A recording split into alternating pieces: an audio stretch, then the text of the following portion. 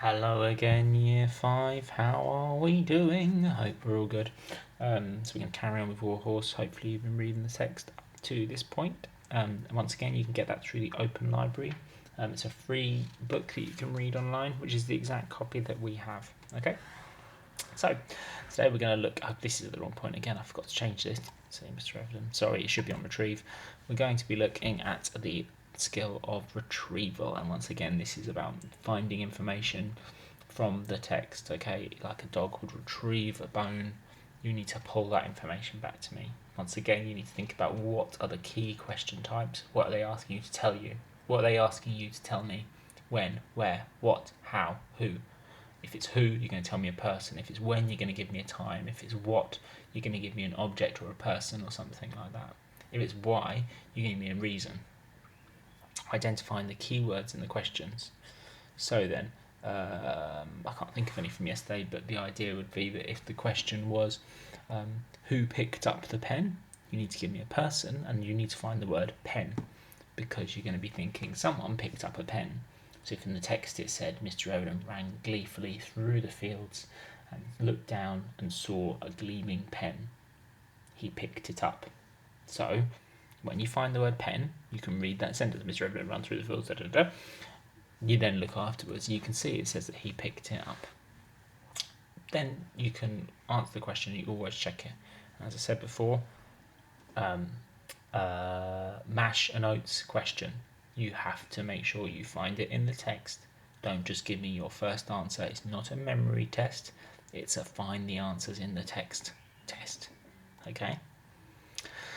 So we've got a little section that we're going to read through. You can pause it, read it before me, and then I'll read it with you. Okay, pause. Okay. Of course, dear, she shouted, taking his elbow and walking him up toward the farmhouse. But you know how he feels about Joey, don't you? He bought him out of spite and has regretted it ever since. As he says, we really only need one horse for the farm work, and that horse of yours eats money. That's what worries him. Farmers and horses, it's always the same. My father was like that too, but he'll come around if you're kind to him. I know he will. But Albert and his father scarcely spoke to each other anymore those days. Albert's mother was more used to... Do you remember what the next word was? Negotiating.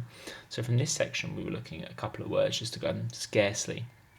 So scarcely means, if you remember that picture of the shelves that were empty in the food shops, so as things were scarce, there wasn't much there.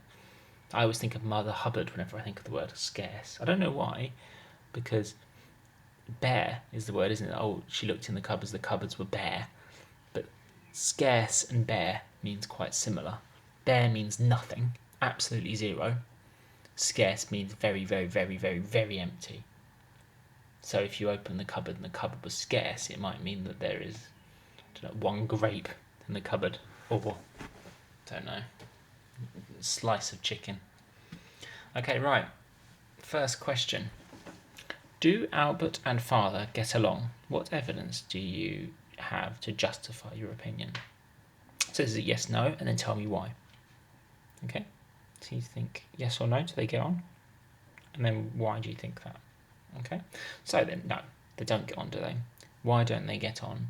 Well, because it's about the horse situation, isn't it? As he says, we really only need one horse for the farm work, and your horse eats money. So the problem is that Albert likes the horse, the father regrets buying the horse, and that horse is eating money, and then that worries him. So we know that they've got a bit of money problems going on.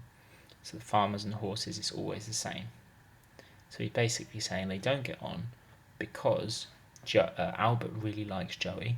The father just sees him as eating money and sees him as a waste of money, and they don't have as much money as maybe they would like. Okay? Right. What do we do when we get to a word and we can't read it? I normally zip past this every single time because I think, you're in year 5 now. We do this, well, when we were in class, we do this every single day, don't we? And stuff like that. But I thought we'd just run over the first one again. Also, I noticed there's a spelling mistake on this one, which is really bugging me. I keep on forgetting to change it. So, what do we do when we get to a word and we can't read it? We look at the letters, make the sounds, and blend the sounds together. So, if I had the word repeat, repeat. I've been doing the phonics videos for year 1 and year 2 recently as well, And I was thinking about that, with you guys as well. Maybe it might be helpful if you're forgetting these little bits like that. You can always go and watch those. You get a chance to see my face as well. Isn't that nice? We can also break them into syllable chunks. So if we got the word repeat, we go repeat. Okay.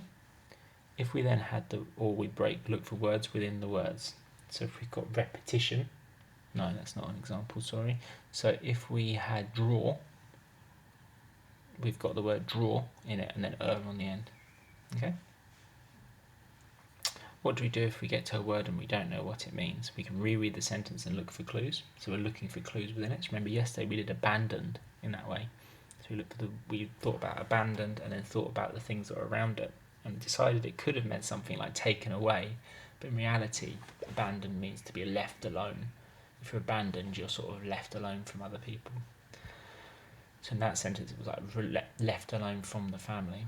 Reread the sentence before and read the sentence after. That's when we get a bit more information. Think about the word class. So from that one, because it was Jimmy was abandoned, we've got it as a verb, haven't we? So because it's what's happening to him. So, and then what word class is it? What kind of word is it? Is it a verb? Is it a noun? Is it an adjective? How does that help? And then also think about the text type. Okay, so then, this is a bit of a different one. So you've got a passage here, and what I'd like you to do is tell me what the main message is. It's really important that you're able to break down big bits of text into short bits. I'm not going to read it, you're going to do it. I want you to read through this section and just tell me what the main message is and write it on your piece of paper. So you can write the main message of the summarised text. The main message of the text is, boom, I want no more than one sentence, okay? So I don't want a copied sentence from it. You can't just rip one of the sentences out because you need to tell me the whole text part in the shortest bit you can, okay? Imagine if I was walking behind you and I saw you reading this and go, what are you reading? You'd then maybe say, oh, it's something about America. I go, oh, okay. So what has it told you? And I want to know what it's told you in the shortest amount of words as possible. It's a really important skill. New words. Trepidation. So a feeling of anxiety or fear about something that may happen. So if you feel trepidation, it means that you feel worried about something that's going to happen. I think this would be an interesting one to look at, actually, the word trepidation, to try and work out where the different bits come from, because you've got the suffix "tion" on the end. But I wonder if trepid is a word or where that comes from. I'm going to write that down on my whiteboard and I'm going to look that up for the next one because I've just decided maybe it'd be interesting. You could do that as well. If you go onto Google and just put define trepidation, if you then click on the arrow underneath, it gives you all the history of the word and it's quite interesting. Okay, next word, spurs. So a spur is something you find on cowboy boots, but not just on cowboy boots, and lots of different people who might ride horses normally. So it's a wheel that's on the back of their shoe. You can see the spur in use there. And you can also say to urge the horse on with spurs, so it sort of moves them because it's like a short little spike that would effectively go, come on, let's go. If you feel spurred on by something, then that means you're really sort of moving forward, you're sort of urged to carry on with it. If someone spurs you on, if you were writing in a lesson and I thought you hadn't written very much, I'm like, come on, let's do some more. What I'm doing is I'm trying to motivate you to do a bit more, and you might feel spurred on. So obviously I haven't got like a little spiky thing and then jabbed it into your side, but I'm sort of saying to you, come on, let's keep going. So it's like a metaphorical spur into your side effectively. I'm sort of going, come on, let's keep going, okay, here's the text. I'd like you to read through it and then pause now, read through and then come back, okay, so hopefully you've read through it. Let's go. An ex-jockey whose only pleasure in life seemed to be the power he could exert over a horse. He was universally feared by all troopers and horse alike. Even the officers, I felt, went in trepidation of him, for it seemed that he knew all there was to know about horses, and had the experience of a lifetime behind him. And he rode hard and heavy-handedly. With him the whip and the spurs was not just for show. He would never beat me or lose his temper with me. Indeed, sometimes when he was grooming me, I think he quite liked me. and I certainly felt for him a degree of respect, but this was based on fear, not love. In my anger and unhappiness, I tried several times to throw him off, but never succeeded. His knees had a grip of iron, and he seemed instinctively to know what I was about to do. My only consolation in those early days of training were the visits from Captain Nichols every evening to the stables. He alone seemed to have time to come and talk to me, as Albert had done before, sitting on an upside-down bucket in the corner of the stable, a sketchbook on his knee. He would draw me as he talked. "I've done a few sketches of you now," he said one evening, "and when I've finished this one, I'll be ready to paint a picture of you. It won't be Stubbs, it'll be better than Stubbs, because Stubbs, don't know. Stubbs is, if you see it's got a capital, Stubbs, that means it's a proper noun. So Stubbs is a name of a painter. So if you put in Stubbs National Art Gallery, you'll see a very famous painting he's done of a horse, and it sits there. Brilliant painting. It looks like it's almost real. Huge as well, absolutely massive. A couple of words that are quite interesting in this: consolation and instinctively. So let's do instinctively first, because that is a good example of words within the words. Instinctively. So if you've got an instinct, it means you've got a feeling about something. So if someone ran towards you and then sort of had their fist and it looked like they were going to punch you, you might instinctively sort of try to move out of the way or defend yourself. So that's your instincts kicking in there. So it's these things that you don't really know in yourself, but they're just there and they just happen. Okay? My consolation. Let's go for reread the sentence and look for clues. My only consolation in those early days of training was the visits of Captain Nichols every evening to the stables. So my only something was in the early days of training were visited by Captain Nichols. He came in. So he likes Captain Nichols coming to him, doesn't he? And he doesn't like the other situation. So what's the consolation in that then? It's the idea that it's the only good thing. If I consoled you, that means you'd be upset and I tried to make you better. In this situation, Captain Nichols is the only consolation, it's the only thing that makes him feel a bit better about the situation. Succeeded is another one. So to succeed means to achieve something. And it says about his knees had a grip of iron. So what does that tell us about his knees in relation to the horse? When he's on the horse, where are his knees? What's he doing with them? He's using it to grip the horse. Have you ever been on a horse? I've never been on a horse. They all seem very big and quite scary. I don't know. Been on a camel though, and they're even bigger, and that was fine. But anyway, yeah, that's beside the point, isn't it? What tells us Joey was forced to ride quickly? What tells us Joey was forced to ride quickly? Okay.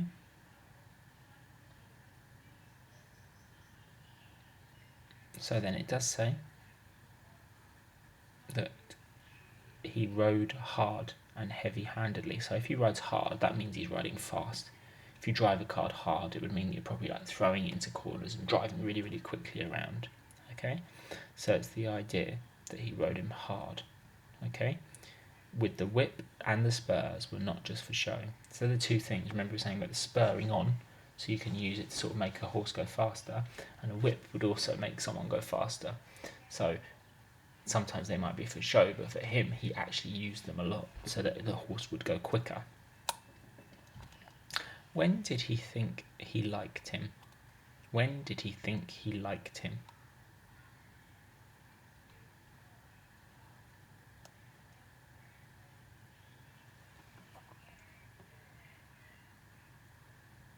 So think about the keywords liked.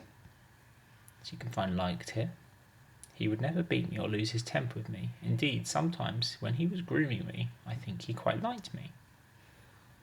So when did he think he quite liked him? What's the key word? When. So you're going to give me a time. So if you said when did he think he liked him and you said in the stables, that is not the right answer, because that's not a when, that's where. Where did he think he liked him? When did he think he liked him? That's a time, isn't it? You can find the answer. Did Joey love him? So this isn't a retrieval question. This is more of an inference question where you need to think about what we find out about Joey and this jockey. The answer is probably no, but why? Give me some clues. Why couldn't Joey throw him off? We talked about this bit, so you should be able to find it. I'm going to skip on to the next one. If you need more time, pause it. Who reminded Joey most of Albert? That's a keyword, Albert. Try and remember where you read the word and scan that bit. And you're looking for who. So it's a person you're looking for this time. My only consolation in the early days of training were that Captain Nichols every evening. So he alone, look, there's Albert. So who is it? Compare Joey's life on the farm to his current one. So how is it different from the life on the farm to the life that he had with Albert? No, sorry, the life on the farm with Albert, and now with the life with the practicing with Captain Nichols. What I'd like you to do in this bit is to think a lot about the characters as well, because this is a 3-mark question, so you can give me a bit more information. So think the setting. How is the setting different? What does it describe? And you might have to read the rest of the bits in it to get that. But then also, what are the characters like?